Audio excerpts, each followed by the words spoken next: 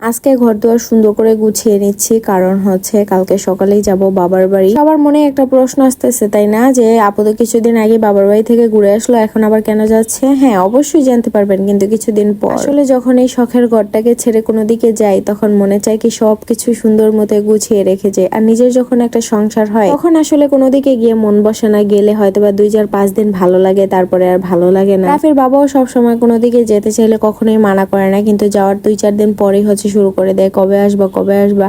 আসলে মানুষ দাঁত থাকতে দাঁতের মর্ম দেয় না, এটা হচ্ছে সবচেয়ে বড় কথা, বুঝছেন? যখন চলে যাই তখন ঠিকই বুঝতে পারে। প্রত্যেকটা পুরুষ মানুষ একই রকম, যখন বাসায় থাকি তখন বলবে কি কি করো সারা দিন, আর যখন কোনো দিকে যাই তখন বলবে কবে আসবা কবে আসবা। তাই স্বামীদেরকে মাঝে মধ্যে বোঝানোর জন্য হলেও কোনো দিক থেকে ঘুরে আসবেন, তাও আবার 1 সপ্তাহ 10 দিন না, টানা 15-20 দিন থেকে আসবেন, তাহলে বুঝতে পারবে। সব পুরুষ মানুষ আবার এক না, তাও বলতেছি, মানে কিছুদিন হলেও স্বামীদেরকে বোঝানোর জন্য ঘুরে আসবেন যে আমাদের নারীদের কতটা অবদান এই সংসারে।